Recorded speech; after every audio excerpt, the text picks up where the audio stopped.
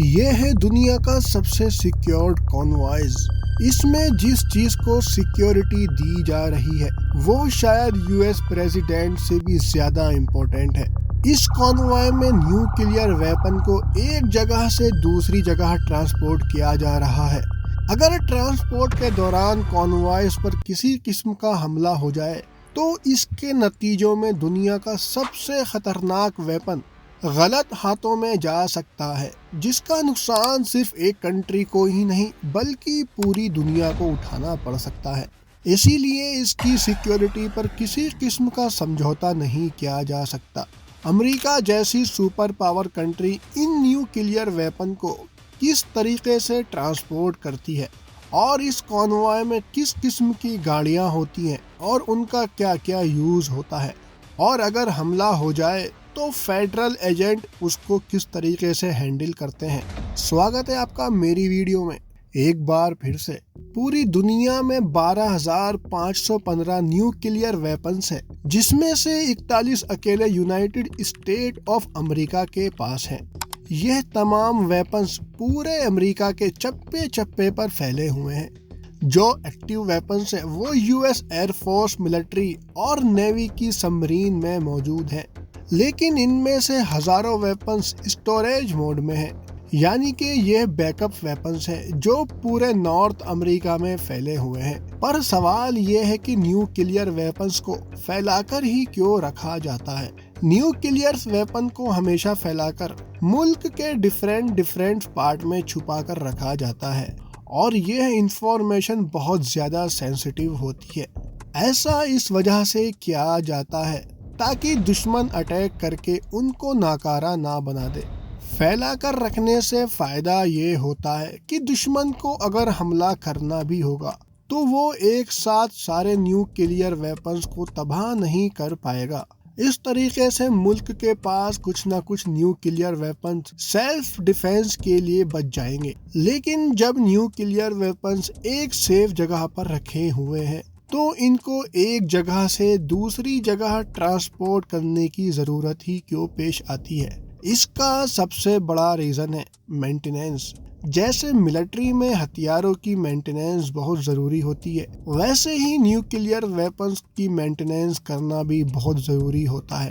ظاہر ہے ہر وقت تو جنگ نہیں ہوتی اور نہ ہی ویپنز ہر وقت استعمال ہوتے ہیں، اسی لیے رکھے ان کے میکینیکل پارٹس کو زنگ لگ جاتا ہے۔ اس کے علاوہ خاص طور پر نیوکلیئر ویپنز کے اندر موجود پلوٹونیم یا یورینیم کی ہیلتھ دیکھتے رہنا بھی بہت ضروری ہوتا ہے، تاکہ ایسا نہ ہو کہ جب استعمال کرنے کا وقت آئے تو یہ کام ہی نہ کرے۔ ان سب چیزوں کو دیکھتے ہوئے نیوکلیئر ویپنز کو انسٹال تو اسٹریٹجک لوکیشن پہ ہی کیا جاتا ہے، لیکن ان کی مینٹیننس ایک ایسی فیسلٹیز میں کی جاتی ہے جو کسی سینٹرل لوکیشن پہ موجود ہو۔ USA کے کیس میں اس کے تمام نیوکلیئر ویپنز کی سیکیورٹی اور مینٹیننس کے لیے ایک الگ federal agency national nuclear security administration کے نام سے موجود ہے۔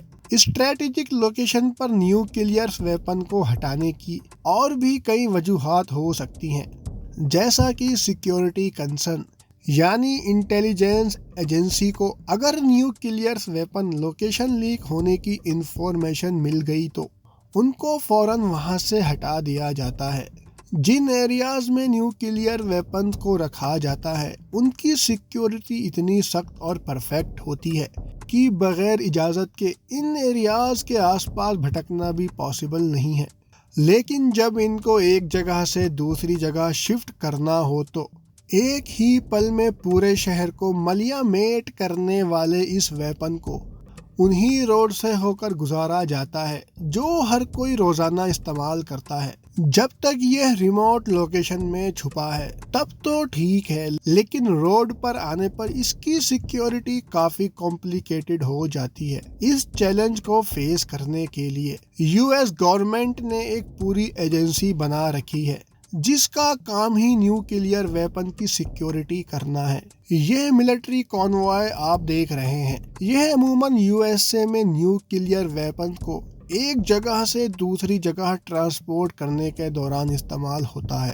دیکھنے میں یہ اتنا بڑا نہیں لگ رہا جتنا کسی وی آئی پی کا سیکیورٹی کانوائے ہوتا ہے۔ اصل میں یہ اتنا سیکیورڈ ہے کہ ایک عام شخص ایسی سیکیورٹی کے بارے میں سوچ بھی نہیں سکتا۔ اس کانوائز کی تعداد تو ڈیفرنٹ ہو سکتی ہے کیونکہ یہ ڈیپینڈ کرتا ہے کہ نیوکلیئر ویپن کتنا بڑا ہے اور کہاں جائے گا۔ اس کانوائے میں پولیس کی گاڑیاں بھی ہوتی ہیں جن کا کام ہوتا ہے رش والے روڈ سے کانوائے بنا رکے گزارا جا سکے۔ ان پولیس کی گاڑیوں کے بیچ جتنی بھی گاڑیاں ہیں یہ ہیں اصل کانوائز، بختر بند گاڑیاں جو ٹرک کے قریب ایک خاص ڈسٹینس اور خاص سائڈ پہ ساتھ ساتھ چلتی ہیں، جن کو بیئر گیٹ کہا جاتا ہے۔ ان کو بلٹ پروف کہنا ان کی شان میں گستاخی کرنے جیسا ہے کیونکہ یہ اس سے کہیں زیادہ سیکیورڈ ہے۔ ایک بختر بند گاڑی میں 4 سے 6 فیڈرل ایجنٹ ہوتے ہیں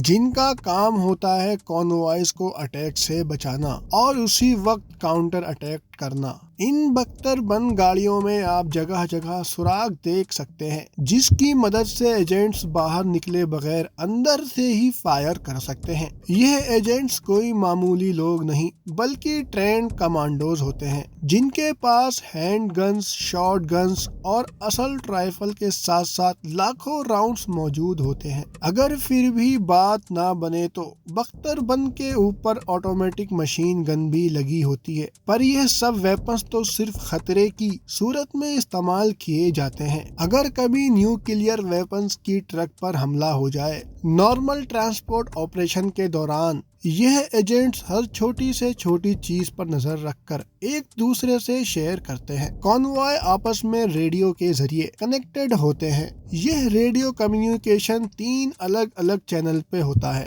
ایک چینل پہ یہ ساری بختر بند گاڑیاں اٹیک کی صورت میں ایک دوسرے سے کانٹیکٹ کر کے کوارڈینیٹ کرتی ہیں۔ دوسرے چینل پر بختر بند کے ایجنٹس اپنے کانوائز سے اپڈیٹ لیتے ہیں۔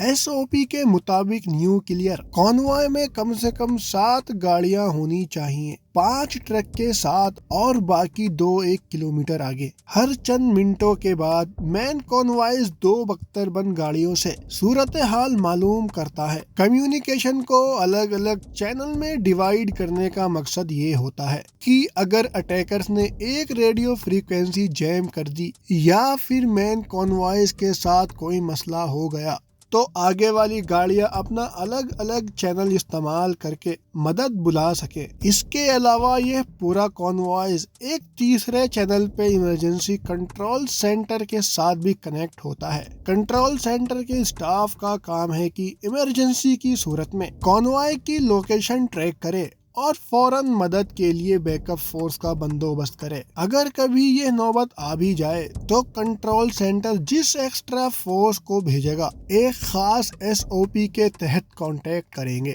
پھر چاہے یہ ایکسٹرا فورس پولیس کی ہو یا ملٹری کے کنٹرول ایجنٹس۔ یہ دونوں فورسز کو الگ الگ code word encrypted radio link کے ذریعے بتائے گا۔ موقع پر پہنچ کر دونوں فورسز تب تک ایک دوسرے پر بھروسہ نہیں کریں گی جب تک ان دونوں کو بتائے گئے سیکریٹ کوڈ میچ نہ کر جائے۔ یہ صرف اس لیے کیا جاتا ہے تاکہ کوئی اٹیکر نقلی پولیس آفیسر بن کر نیوکلیئر ویپن تک نہ پہنچ سکے۔ یہ ان ان گنت ایس او پیز میں سے صرف ایک ہے، جبکہ ہر صورتحال سے نمٹنے والا ٹرک بھی کوئی معمولی ٹرک نہیں ہوتا، کیونکہ اسی کے لیے تو یہ ساری سیکیورٹی ہے۔ نیوکلیئر ویپن کو ٹرانسپورٹ کرنے کے لیے یہ ٹرک پوری طرح سے کسٹمائز بنا ہوتا ہے، یعنی کہ اس کو خاص اسی مقصد کے لیے ڈیزائن کیا جاتا ہے۔ اس ٹرک کی باڈی ہارڈ اسٹیل سے بنی ہوتی ہے جس پر عام جیمز ٹول کام ہی نہیں کرتے، نہ ہی یہ گرائنڈر سے کٹ سکتی ہے، نہ اس پر ڈرلنگ مشین کام کرتی ہے، اور نہ ہی ایکسیڈنٹ ہونے پر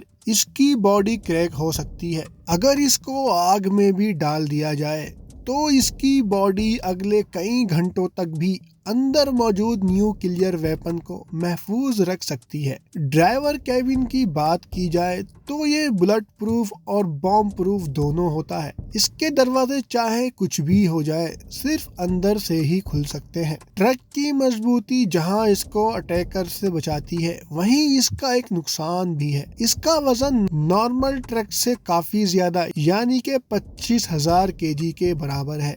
इसी वजह से अटैक की सूरत में ये ट्रक ज्यादा तेज नहीं चल सकती और ना ही शार्प टर्न्स ले सकती है। पर इसकी इसी कमजोरी के पीछे छुपा है एक और सिक्योरिटी फीचर। अगर कैसे भी करके अटैकर्स ट्रक पर कब्जा कर ले और इसको यहाँ से ले जाने की कोशिश करे तो ट्रक के एक्सल पे लगे एक्सप्लोसिव फट जाएंगे, जिससे ट्रक व्हील से अलग होकर जमीन पर गिर जाएगा। अब क्योंकि इसका वजन काफी ज्यादा है तो इसको बगैर पहियों के खींचना पॉसिबल ही नहीं है। रही बात ट्रक के अंदर रखे न्यूक्लियर वेपन्स की, तो इसके कंटेनर को खोलने का एक्सेस खुद कॉन्वॉयज एजेंट के पास भी नहीं होता। इस पर इलेक्ट्रॉनिक लॉक्स लगे होते हैं जिसकी इलेक्ट्रिक चाबियां सिर्फ नेशनल न्यूक्लियर सिक्योरिटी एडमिनिस्ट्रेशन के पास होती हैं। बहरहाल अगर कोई ट्रक के कार्गो तक जबरदस्ती पहुंच भी गया तो कंटेनर के अंदर उनका इस्तकबाल एक ऑटोमेटिक स्प्रे गन करेगी।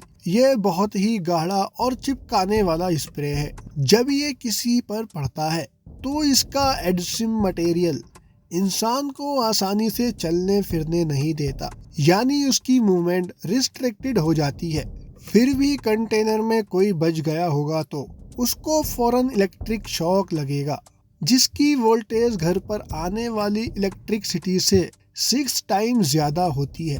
और हाँ, आपको बताते चले, इस कॉन्वॉयज को यूएसए के 2 हेलीकॉप्टर हर वक्त देख रहे होते हैं। हेलीकॉप्टर का फ्यूल जब कम होने लगे तो पहले दूसरे 2 हेलीकॉप्टर इनको रिप्लेस करते हैं और फिर ये अपनी पोजीशन छोड़ सकते हैं। इन हेलीकॉप्टर्स के अंदर अलग से बैकअप फोर्स मौजूद होती है और यह भी न्यूक्लियर वेपन को बचाने के लिए हर हद पार करने को तैयार होते हैं। इन तमाम सिक्योरिटी फीचर्स की वजह से दुनिया का सबसे खतरनाक वेपन कम से कम यूएसए से तो किसी गलत हाथों में नहीं जा सकता। अमेरिका की हिस्ट्री में आज तक हजारों मर्तबा न्यूक्लियर वेपन्स ट्रांसपोर्ट किए जा चुके हैं, लेकिन आज तक एक भी कॉन्वॉय पर अटैक नहीं हुआ। उम्मीद है आपको ये वीडियो ज़रूर पसंद आई होगी। वीडियो अच्छी लगी हो तो चैनल को सब्सक्राइब ज़रूर कर लो ताकि अगली वीडियो की नोटिफिकेशन आपको आसानी से मिल सके।